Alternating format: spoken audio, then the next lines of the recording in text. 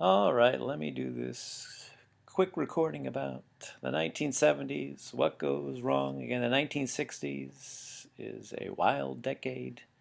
Um, the Vietnam War, civil rights, the counterculture, a lot of upheaval. But again, in the 1960s, the economy is booming well, is doing really well.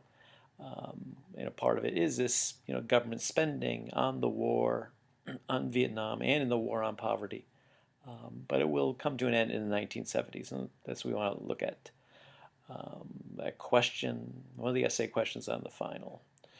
So let's see. So LBJ, Lyndon Baines Johnson, was the president after Kennedy gets assassinated, and then he actually does not run for re-election when he could the second time in 1968. Basically, the Vietnam War has worn him out, Johnson. He doesn't run, and Richard Nixon wins in a landslide. Let's see, anything exciting here in this one? He does actually try to create a little peace with the communist Russians and Chinese, this détente. He was the first president to go to communist Russia and communist China. This is when China finally starts opening up. This happens actually in 1972 when he goes to China. Again, before 1972, no one goes to visit China. It's basically cut off from the rest of the world. It's very similar to North Korea today, and the economy is in a shambles. China. It's just truly amazing since they've opened up China, what has gone on. But that's another course, the history of China. But let's see, do I care about? Yeah, Nixon's very much a politician. Maybe I'll talk about it in class with the downfall of Richard Nixon. But one thing he does do is, he does create the EPA. Is started in 1970 under Nixon. Again, this is a federal agency that tries to protect the environment, as the name says. This is the start of Earth Day, April 22nd in 1970. But is this just a way for Nixon, the politician, to divert attention? He's a very interesting man, very complex man, very much a politician. He is a Republican, but he does a lot of Keynesian, a lot of liberal democratic economic policies that we'll see. Maybe we'll talk about Watergate later in the class. Again, this is Nixon's downfall, where basically he lies about what happens in the Watergate break-in, but it's not really an economic issue. So we'll leave it for another time. But one of the problems, stagflation is the problem in the 1970s. And stagflation, will be a multiple choice question. There is inflation. And again, as Keynes would say, a little inflation is okay as long as you get growth in the economy, you get growth in GDP. But with stagflation, we had inflation, but then no growth. The GDP just went up. You had just inflation without economic growth. Stagflation. It was a new phenomenon that basically Keynes did not predict. And one of the problems was LBJ fights Vietnam without increasing taxes. There was a lot of money into the system. This demand pull inflation. Basically, people had money and then wanted to buy a lot of goods. And of course, if there's a lot of money in the system and people have jobs that are feeling good, they start buying more and more things, and you get this inflation. Prices go up. Of course, producers will want to raise their prices if they can get away with it. But again, inflation kind of gets out of control. Again, you've never seen inflation in your lifetime, but it basically erodes savings. If I got money in the bank and inflation, the price of goods goes up, again, 20%, which it did back then a year, basically the $100 I had in the bank is now worth $80 with the 20% inflation. Nixon tries to control this himself. This is, again, he tries to basically have government find a solution. He is a Keynesian in this case. Again, this is a multiple choice question too. Nixon, the Republican, becomes like a Keynesian, where I think government programs can control the economy. So he tries wage and price controls. You could not, back in the 1970s, early 1970s, get a raise because there were basically federal limits and how much wages could go up. Because what would happen is, um, you know, prices of goods went up. So again, the employers would pay their people a higher wages. A lot of wages, especially union contracts, were adjusted to inflation. So their wages went up, they had more money, and then if they have more money, then the price of goods would go up. And it's very much of a stagflation. It's an interesting time. Maybe I'll go over stagflation again in class, but stagflation is the inflation without an increase in the overall economy, without an increase in the GDP. So in 1971, he takes us off the gold standard. This is from Bretton Woods. Again, the US dollar was set to gold, and every other currency in the world had their currency set to the US dollar. But basically, he takes it off the gold standard and lets it float freely. But again, that's a complicated issue. It won't be on the test, but it is fascinating. If you want me to talk about it, I will. But here it looks like stagflation. Again, this should be in my my PowerPoint. Has a nice animation, but I don't have PowerPoint down here with my Apple, so it's just the screen picture of it. But basically, demand goes up and up and up, but also supply goes up and up and up to the left. So the equilibrium point 1, 2, and 3. Again, this is where the same quantity produced. A stagflation. And then what else goes wrong in the 70s? We get this organization becomes very prominent.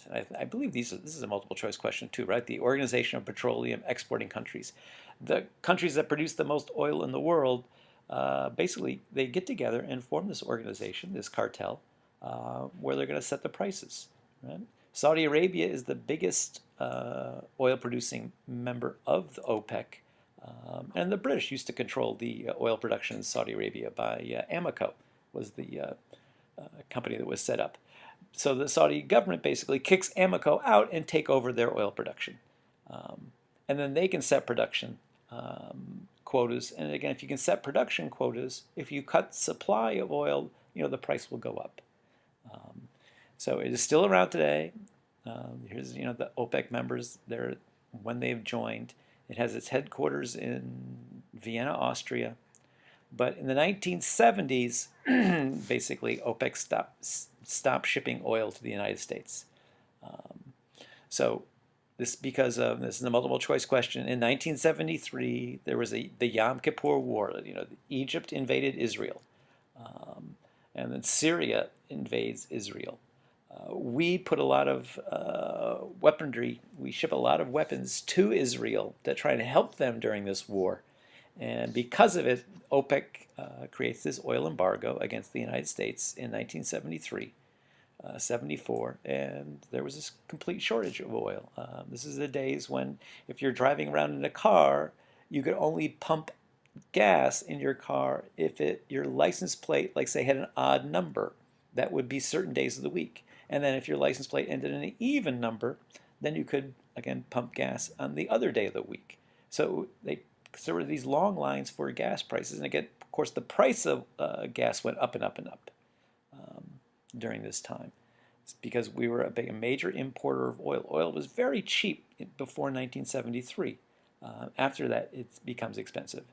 And then it really takes off at the end of the 70s, and when the Iranian Revolution, again, a large producer of oil is Iran. They have their revolution against, the government that we set in power in 1956, the Shah of Iran. He's overthrown, and then the theocracy that is now Iran takes over, headed up by the Ayatollah. And again, we'll just cut off the world oil supply for Iran for a while. And again, when you cut the supply, the price goes up. So if we look at the price of oil, I don't like this graph. I have another graph that kind of shows you the price of oil. Let me see if I can find it. Oh, here it is. It's not the biggest, I'm afraid. But over here on the left-hand side, right here is 1970. Look at the price of oil per barrel, $10 a barrel, right? Gas is really cheap. You can go fill up a car for 23 cents a gallon.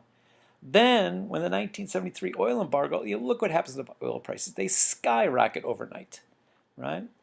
And then the rest of the 1970s, it stays about the same. Then, when the Iranian Revolution happens, it skyrockets again. And just these shocks into the economy are very difficult to gauge how much effect they have on the economy. But it played a large part because we didn't really care about energy efficiency before 1973. It didn't cross people's mind. You drive these big cars and who cares what the gas mileage is because energy was so cheap. Same thing with factories, and then how much energy they use to make their goods. They didn't really care that much about energy efficiency because the price was so cheap. That will change overnight in 1973. You can see it goes down again, right? As what the Clintons have a really good time, right? If you look at when Bill Clinton comes in 1992, Bill Clinton comes in, oil prices are stayed fairly stable, fairly low until the end. Does this help the U.S. economy in the 1990s? Yes, you betcha it does. Maybe Hillary probably won't play that up as much. And then you can see how the oil prices went back up and up and up. But again, this is a graph that doesn't show the true picture because the price of oil right now is really dramatically low, right? This is again, this is all taking to affect inflation. So I would say the price of oil would be inflation-wise would be about $30 a barrel, less than that maybe today, because again today the price of oil dropped tremendously on the markets. So let me get back to my slideshow. So again, Nixon is basically tossed out of office. He resigns before he gets kicked out because of Watergate. And then Gerald Ford is the only U.S. president who was never elected to the executive. He wasn't elected as a vice president. He took the office of vice president after the vice president at the time had to resign because of another scandal, Edward Muskie. But he again is looking at more of this, downturns of the 70s, right? High unemployment rate, 10% unemployment. It will get worse before it gets better. We get this loss of manufacturing. This continued stagflation. Let's not worry about the Helsinki Accords, though it is interesting. But if I'm looking at some of the, what do I have it here? The conservatives that will point out what was going on in the 1970s, the U.S. loss of manufacturing, right? Why did this happen? Why did a lot of mill towns close up in New England? A lot of manufacturing closes up along the Hudson River. The garment district in New York basically collapses. Why are some of these things? And again, a lot of them will point out, conservatives will point out that unions were very inflexible. They didn't lower their wages when the economy took a hit because they had these contracts. And this is what I have talked to some people in the garment district in the 1970s. They say this is one of the reasons why they looked to outsource, looked to go overseas because of this, inflexibility of U.S. unions. And global trade got a lot easier to do, and the price of shipping came down a lot too. They'll also point out government regulations caused a lot of this loss of manufacturing. The U.S. Federal government controlled trucking that went through from state to state, right? Interstate Trucking Act basically regulated the prices for shipping by truck from one state to the other one. Same thing with airlines. They regulated airline prices. So if you again bought an airplane ticket, airline could not lower the prices without the federal government's approval. The FBI would come in and raid airline offices to check and make sure that they weren't offering lower prices. And again, they did this, theoretically because they wanted to make sure there was, again, trucking and airline service for every state in the nation, because it really wouldn't be that profitable sometimes to do having an airline fly to Wyoming or have trucking, go from a Wyoming stop to another small town like Des Moines, Iowa, would not make sense. The federal government restricted this trucking and made sure if you were a trucker and had a contract for interstate commerce that you would provide for these smaller markets. Same thing with oil, same thing with phones. Again, there was only one phone company at the time, AT&T. So there were some of the things that were restricting these government regulations causing the problems in the economy. And of course, the EPA and the new environmental rules, the Clean Water Act, the Clean Air Act, putting a lot of more pressure on businesses. It raised their costs to put more pollution control devices on it. And this basically cost them too much money where it made more sense to shut down factories and move their manufacturing overseas, which a lot of it did happen, right? And again, there is this more growth of globalization, right? The world, it was nice after World War II because we're the only standing economy, only the standing developed economy in the world.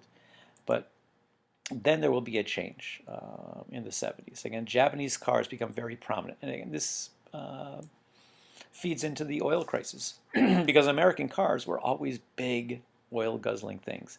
The Japanese, you know, if the roads are small, their cars were always smaller and ergo more gas efficient. So the Japanese started to export their cars to the United States and then advertising them, marketing them as fuel efficient. So if you're spending so much more of your wages on gas prices, buy a Japanese car, and you won't be spending as much on gas. So, of course, today there are Japanese, Toyota, Honda, some of the biggest car manufacturers in the world. Volkswagen also comes in the United States. And again, things like, for an example, Korean TVs. Again, most TVs in this country are made in Korea, Samsung and Sony. In the 1960s, they were all American, right? You would buy Zenith and RCA. GE would manufacture televisions. Today doesn't happen at all, hardly. Again, Taiwan Electronics, right? If you open up a computer, a lot of the pieces are made in Taiwan, Malaysia. So again, this growth of globalization and keeping prices down for manufacturers adds to this loss of manufacturing jobs. And the good thing is that you do get things cheaper, right? Korean TVs are beautifully made and they're very inexpensive. So as a consumer, you save money to buy other things because of these cheaper and better products. So is it that big of a problem? Very debatable. All right, let me get back to my presentation. So yeah. I'm not going to go into the Chicago more. Mr. Hayek. Jimmy Carter then will become president after Mr. Ford. Gerald Ford does not win election. When he finally runs for the presidency, he doesn't win. One of the reasons is Nixon was basically broke some laws, and Ford gives him a presidential pardon, right? A president can pardon anybody so they don't have to go to jail. So Ford pardons Nixon. The economy's not doing well. It's the death knell for Gerald Ford. So Jimmy Carter comes in, and basically things get worse. Again, this deindustrialization, right? There is a horrible then recession in '78. I guess when GDP is in negative territories for at least two quarters. The Japanese economy just went into a recession a couple weeks ago. Again, oil prices go up again in 1979 with the Iranian Revolution. He tries price controls. Again, very Keynesian, tries to set it so businesses can't raise the price of their goods. And this never works. I don't really recall a case anywhere in the world. Venezuela is trying this right now by limiting price controls because there's high inflation there. A lot of businesses are just going out of business, right? Because they can't make money if they can't cover their costs. So if you can't control your prices, sometimes you just can't cover your costs, so just shut down. So with inflation high, interest rates go over 20%. Again, I want to buy a house. I'll show you in class if you want the difference between, like today, you can get a mortgage for like 3.5% for a $100,000 house, and that same house at a 20% mortgage rate is it like triples what your monthly costs are for your house. So that basically really stifles investment, right? Because again, construction is always one of the largest parts of any economy. And who wants to build a house if the loan they're going to get is just going to make it illogical, right? Because my monthly payments will be so high I can't afford it. So what happens during the 1970s, during Jimmy Carter, Paul Volcker comes into the Federal Reserve, right? Again, this will be a multiple choice question. I'll go over it again. Paul Volcker becomes the head of the Federal Reserve, basically tries to control interest rates. So he understands that interest rates have to come down. And then the Federal Reserve basically figures out how much money should be in the system. So to pull inflation, to get inflation down, to get interest rates down, Volcker cuts the money supply. And then Carter also cuts federal spending. They are trying to basically slay the dragon of inflation and this high interest rates.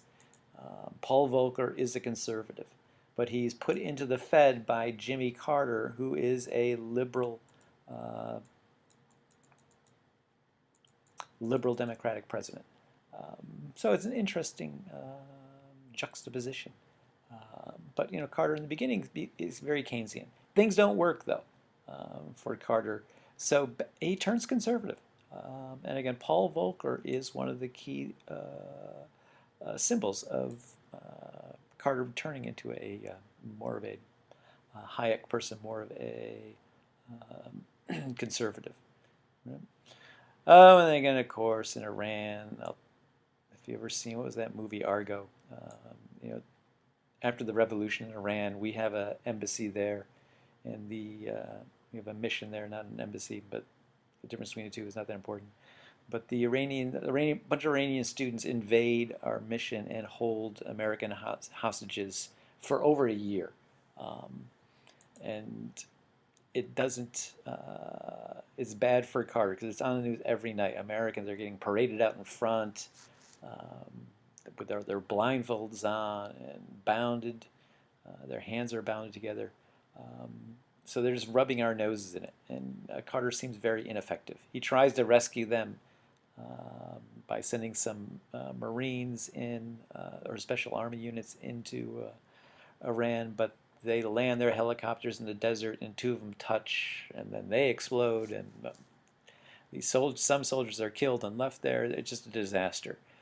So Carter seems very ineffective. And the Soviets then, the Russians, those commies, will invade Afghanistan. So it seems like the world is falling apart economically and international affairs, and Carter doesn't have an answer for it. So I always point out to people, they think, you know, today's news is bad. You know, if you look at, you know, poor Jimmy Carter, things were looking up then also, because there was the threat of nuclear war, and that's what, you know, SALT II was trying to limit the amount of nuclear weapons in the world. You know, it's the Strategic Arms Limitation Treaty, it was called. It was the second one. That basically fails. So it's all on with the Russians now. We're all building nuclear weapons and trying to get ahead. So you're wondering if nuclear war will break out. The Soviets are expanding into Afghanistan. Iran is right next door from Afghanistan. They have a long border. Are they going to invade Iran then and take over that oil fields? It's a wild time. So with the economy doing bad, with the international situation very much in flux, there will be a different president coming up. Jimmy Carter is a one-term president, 1976 to 1980. Then our next lecture will be talking about the hero to the rescue for conservative Republicans to this day. Ronald Reagan will be elected in 1980. And he will lead the country. He'll actually continue with a lot of Jimmy Carter's reforms. Of course, he gives Paul Volcker a big nod in the Fed to keep going to cut inflation. But we'll talk about Reaganomics next time. So if you're going to do the essay on the final, I would look at this lecture, maybe take a few notes.